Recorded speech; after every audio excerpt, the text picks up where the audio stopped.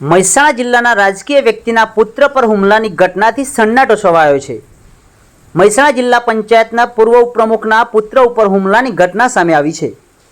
પૂર્વ ઉપપ્રમુખ અંબાલાલ ઠાકોરના પુત્ર કિરણ ઠાકોર ઉપર હુમલાની ઘટના સામે આવી છે। મહેસાણા બાયપાસ ઉપર આવેલા ઉમા આર્કેડ ખાતેની ઓફિસ ઉપર હુમલો કરવામાં આવ્યો છે।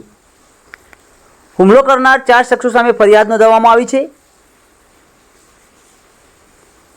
ગાભુસી અજમલજી અને સેદાજી ઠાકોર સામે ફરિયાદ નોંધવામાં આવી છે। કિરણ ઠાકોરને પાઇપ વડે માર મારવામાં આવ્યો હોવાની ઘટના સામે આવી છે। મહેસાણા તાલુકા પોલીસ સ્ટેશનમાં ફરિયાદ નોંધાઈ છે।